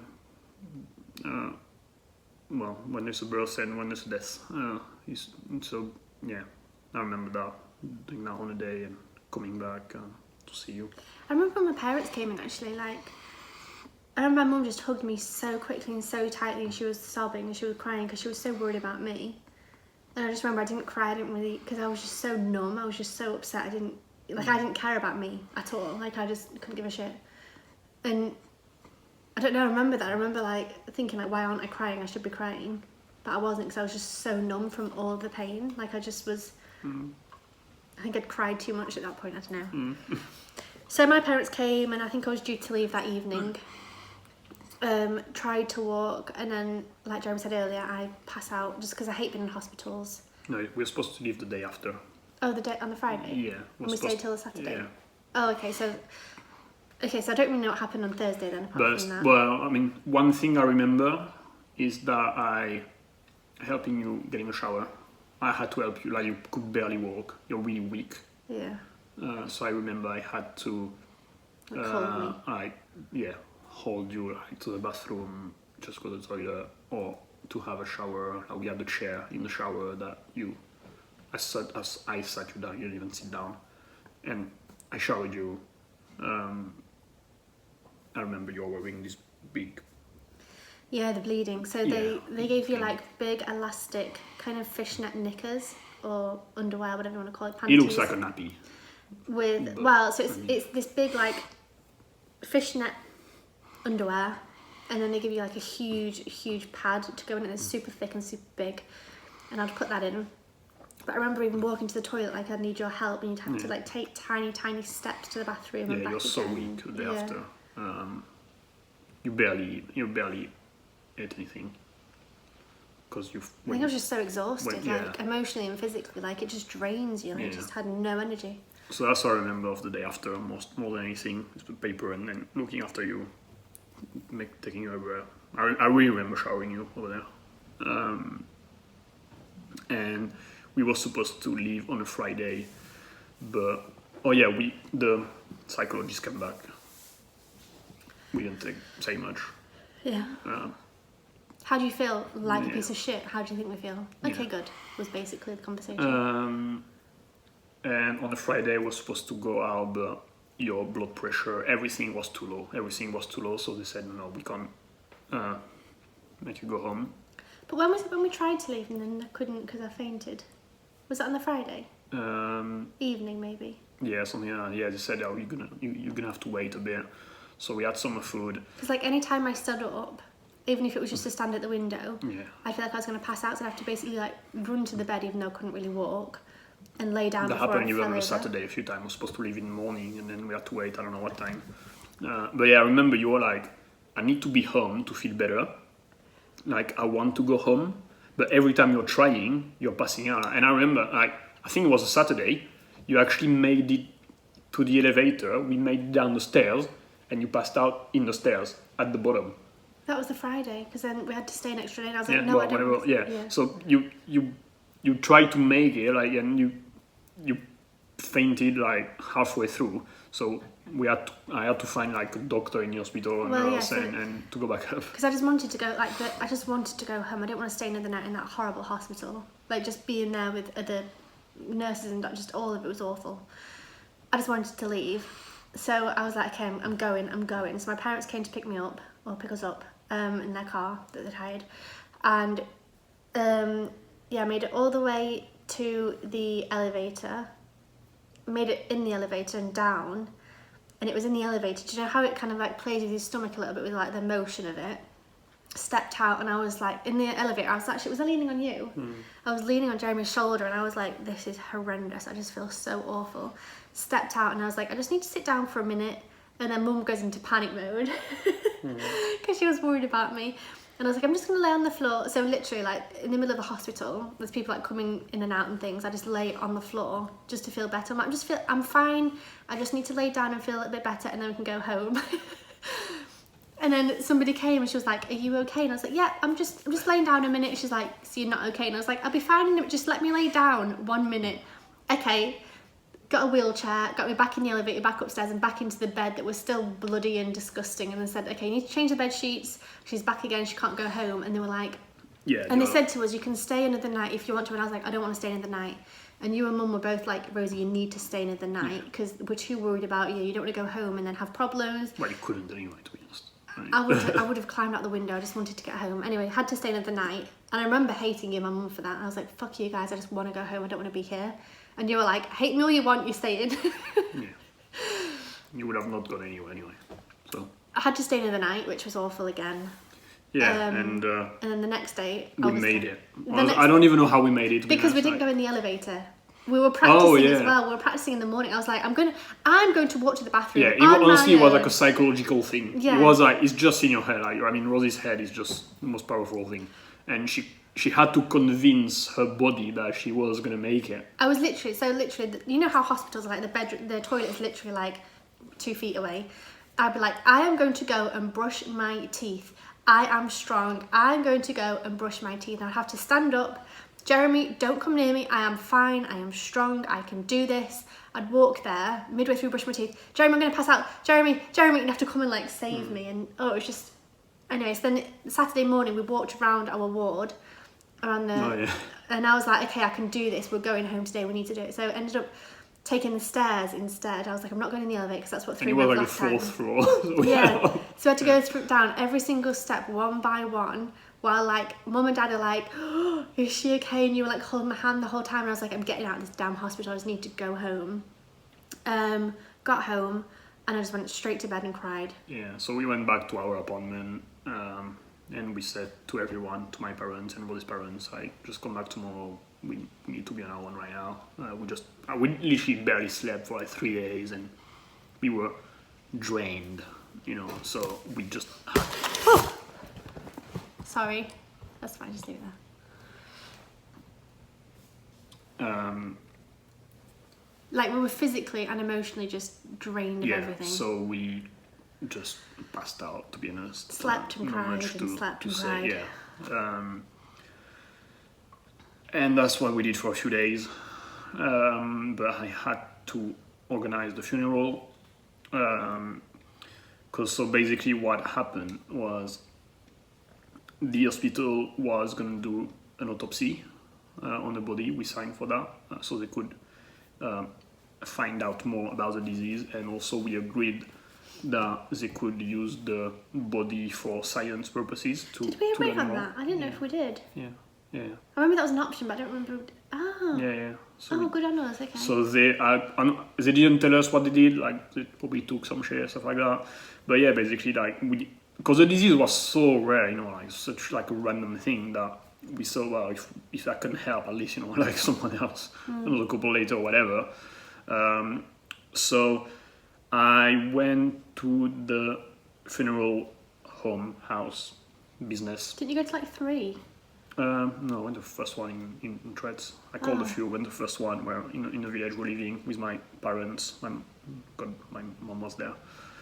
And again, like, such a weird thing to ask, like, yeah, someone's dead, and like, you know, like, people die, but when you tell people that you had a baby and he died, like, the look on people's face is just, you know, like, they all said, oh, I'm sorry for your loss, that's bullshit, I mean, whatever, like, I was sick of hearing that. I remember I'd never replied, I didn't know what the fuck I'm supposed to say. Thank you, I don't know, I don't really care, sorry. So we spent a while here, over there, planning the things, and like, you're too weak to come, so I had to go on my own, and I had to like. So we had to pick out an urn. Yeah, so we agreed that we were gonna cremate the body because we didn't want to bury him anywhere because we just don't know a thing, whatever, don't matter.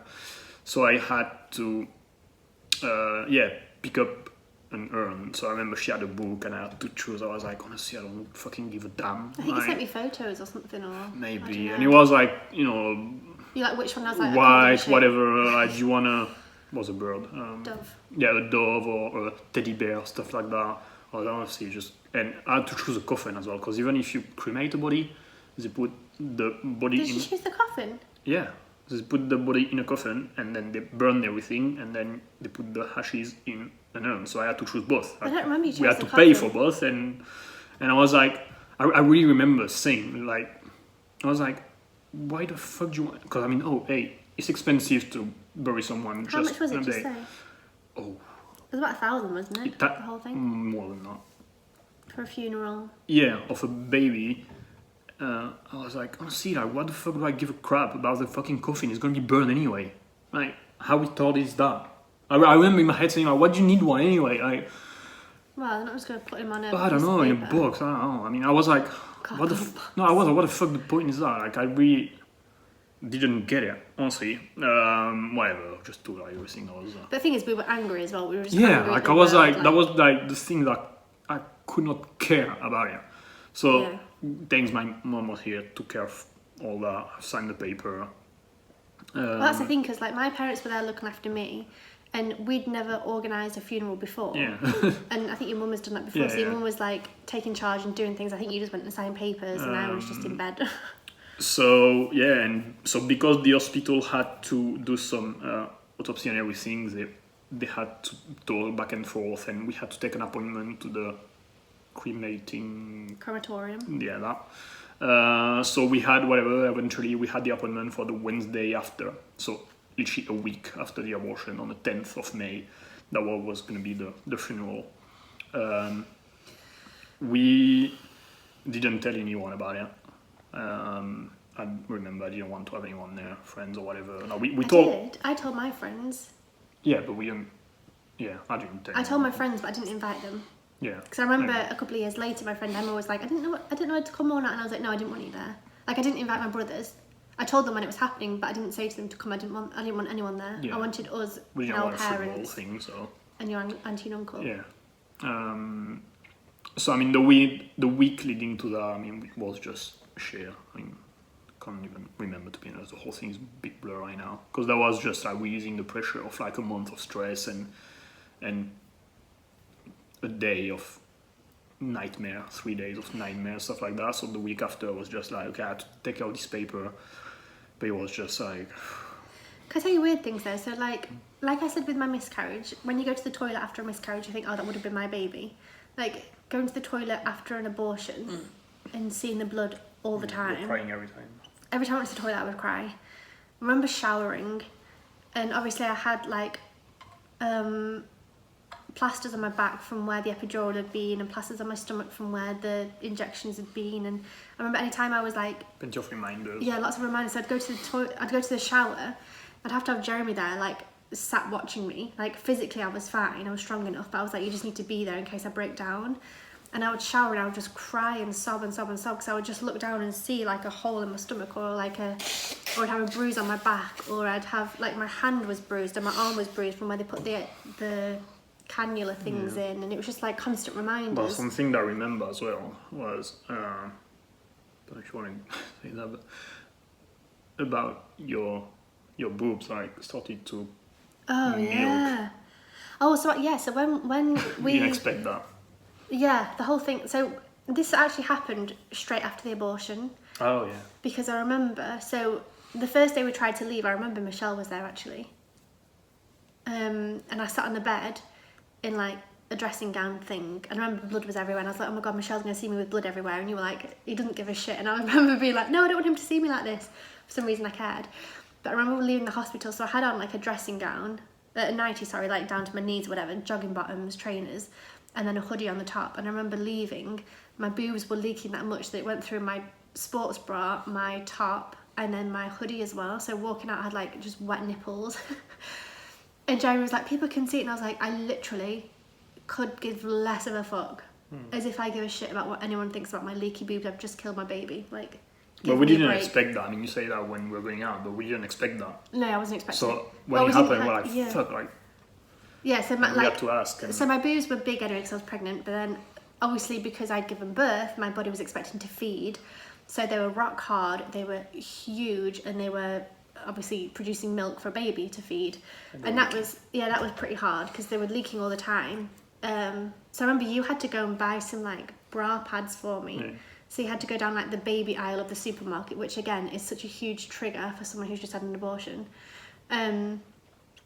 And buy those for me because I like had no idea. And that happened for like 4 weeks, I think. I was like full on, and like we asked them like how long it's gonna last, and they were like, yeah, a little bit, and it was way longer than it was like expected. 4 weeks of like actual. And then also you hear things like, oh, you should, you know, if you start expressing the milk, and then it'll close sooner. And then other people say don't do anything because then otherwise it'll provoke more milk. And it was just like I have no idea what to do with this. Like just constantly all the time having wet t-shirts and wet bras and.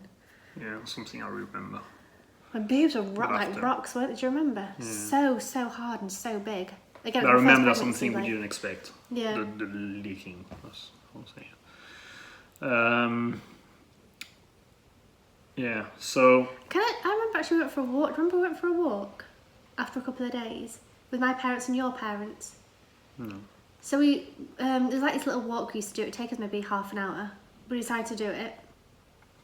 And you're so weak. Oh, yeah. Yeah, we got halfway round and I was just like, I can't do it. Jeremy, this is too much. I'm sorry. It was like 2 days after having this, like, giving birth, we decided to go for a walk. I couldn't do it, and then we had to try and call your parents, and they couldn't find us because we're, like, in the field somewhere. Then it was just, I remember you being like, Rosie, you can't walk, you need to come and fucking get us. And they were like, we can't find where you are. And we ended up walking home. Like, it took us ages to walk home. And then a couple of days later, we did the same walk with my mum and dad. And they were so worried. They was like, Rosie, you can't do this. You gave birth, like, 4 days ago. I was like, well, I just need to get back to normal. I need to get back to normal. Because I remember both of us wanted me to get back to normal. I remember you in particular were like, Rosie, you're strong enough, you can do this, like, don't give up, don't be a quitter, don't, like, but in the best possible way, like, not in a bad way, but you just wanted to be back to normal so badly, didn't you, that you were like, do you remember that? Sort of. Yeah. And also, so after that, after this walk with my parents and your parents, I remember, I can say this because they won't listen to this because they're French, I was so annoyed with them, and probably my parents as well, but especially your parents, because they would talk about random shit, like about this TV show, or about this celebrity, or about the next door neighbour's dogs, best friends, cats, cousins, whatever, and like just random shit. And I was just like, I literally could not give a fuck about whatever you're talking about. And they're trying to talk about, like, I think my parents probably did it as well, like normal things. And I was like, are you insane? We've just had an abortion, and you want to talk to me about? Is that really bad to say? For me to say that? It's alright.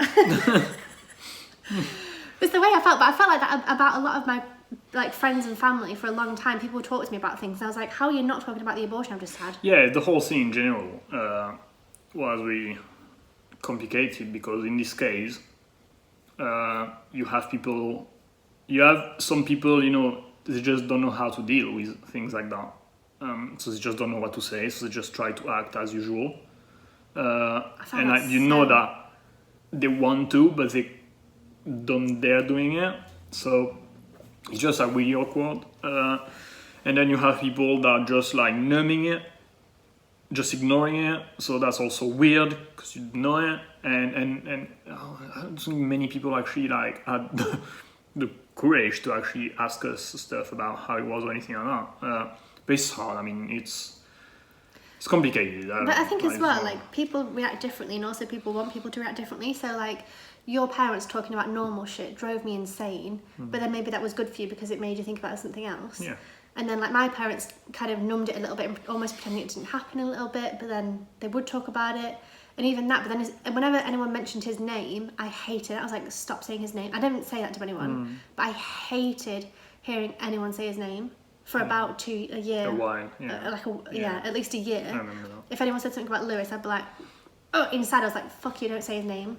That's my name. For him, you can't say his name. Yeah. Anyway, that was weird. Are we talking about the... Yeah. So we're going to talk about the funeral and then we'll carry on in the next episode. Yeah, so about the funeral, do you want to talk about, because you didn't say anything on the day, you wanted to say something? Well, yeah, so at the funeral, so we had me and Jeremy, my mum and dad, and his auntie and uncle, who, like I said... Just my auntie.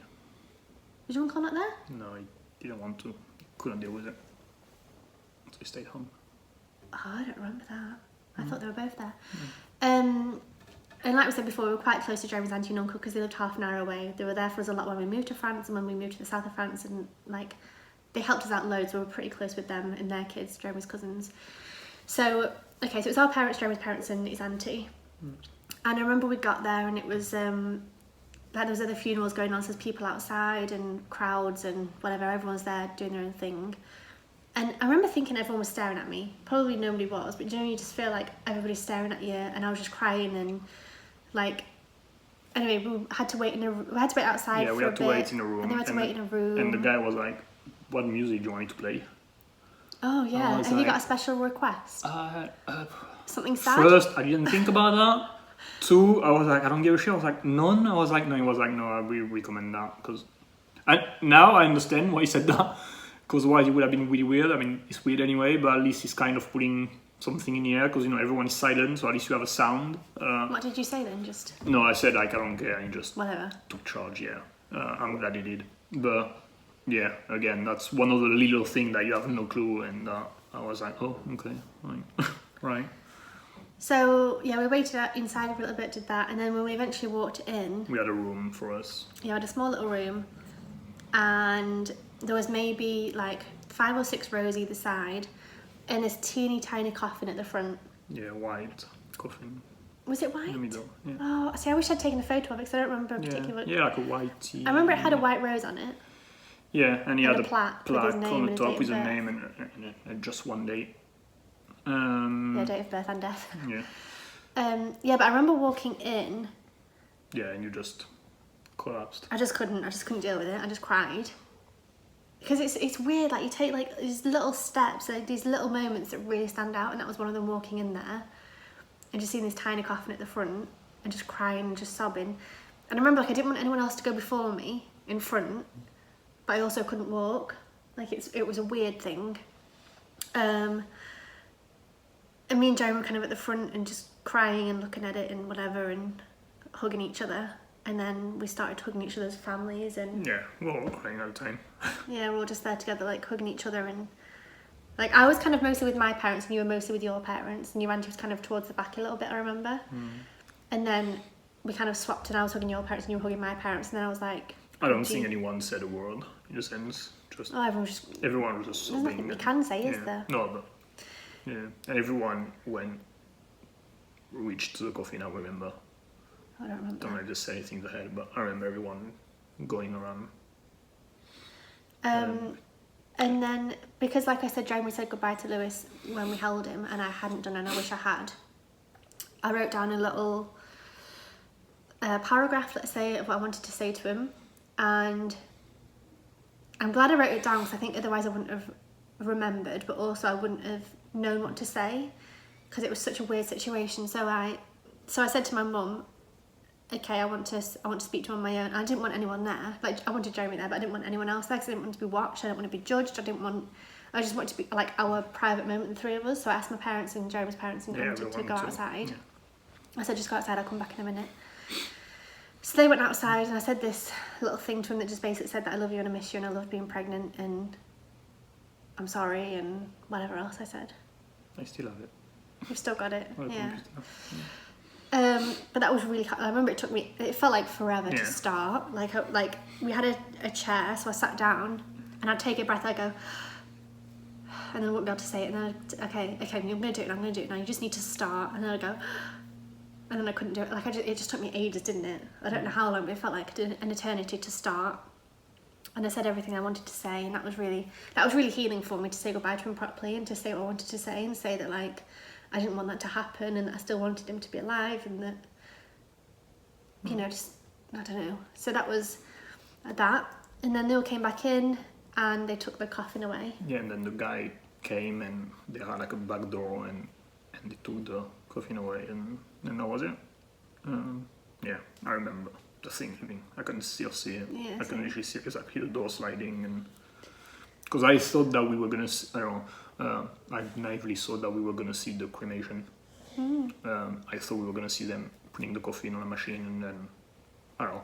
So I was surprised. I remember asking them, like, is that it? Is that finished? I was like, yeah. Did they like open curtains, take them away and then close the curtains again? We were a bit like, oh, yeah, it was okay. like a sliding, yeah. We didn't know if we had to wait or not, or like... and I was like, yeah, that's it, okay.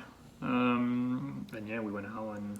I remember we stepped outside and I was hugging my mum and dad afterwards and my mum said to me, like, I wish I could take away your pain. And that really stuck with me. She was like, I wish I could do something, like, there's nothing, like, she would do anything to take that pain away from me, but there was nothing she could do. I think that's something I found really hard as well with the whole thing, was upsetting other people. Like, I hated the fact that my mum and dad were so upset, and your parents as well, obviously, like my brothers, and like my best friend and other people. Like, I felt so sad that I was making other people so sad. When I didn't give a shit about anyone in the fucking world, to be honest. Like, literally not a fucking damn. Yeah, I just felt guilty all the time that, like, I'd caused this much pain for people. So that was the whole story up until the funeral. So that happened. Yeah, so we're gonna record another one. So next week you'll have part 3 to know about the aftermath, what happened after that, to recover and everything. So yeah, if you made it that far thank you very much for listening. It means a lot to us.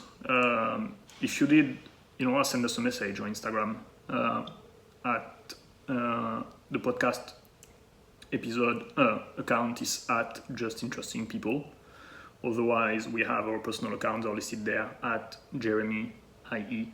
Andre, ANDRE _FR, or Rosie Andre, ROSIE ANDRE _com. Send us a message, honestly. See if you, whatever you want to say. We hope that, it was informative. Like this thing, no one talks about that. That's the reason we're doing it. If you are in this situation, reach out. If you don't know how to deal with it, reach out. If we can help any way, we'll be happy to. And otherwise, whatever. And stay tuned for next week's episode. We'll keep sharing the story about what happened, because that's not the end. Took a while to get back on our feet, so stay tuned for that. So next episode is going to be a lot about the healing, the recovery, what happened, going back to work, all that good stuff is to come, because that's also super important, because like I've said in the first episode, we had friends who were pregnant at the same time. My brother also was pregnant, my brother's wife was pregnant at the same time, and relationships and how some relationships were better and worse and whatever else. So we're going to talk about a lot of different things that, again, people don't talk about after an abortion. It's not just one day and it's done. It's like it affects your whole life, and still to this day. Even now it affects us obviously with the crying. So we're going to carry on with that next week, like we said. So make sure you stay tuned for that. You can subscribe or follow or whatever you do with podcasts to make sure that you're notified. And thank you for listening. Thank you for listening. It really does mean a lot to us, because it's nice to tell our story for once and actually get it out there and have people listening. So thank you for listening, and we'll be back next week. Bye. Oh my god, so this is like therapy. So thank you for watching that. If you did watch all the way through, thank you so much. Like I said on the podcast, obviously we'll be back next Wednesday with a brand new episode, part 3. So make sure you subscribe and support us, and maybe share this with anyone who might be going through something similar, or let us know if you want to chat to us. You can always reach out on Instagram. Like I said, I'll leave all links below, anything that's maybe useful or helpful. See you next Wednesday for a new episode, part 3. Bye.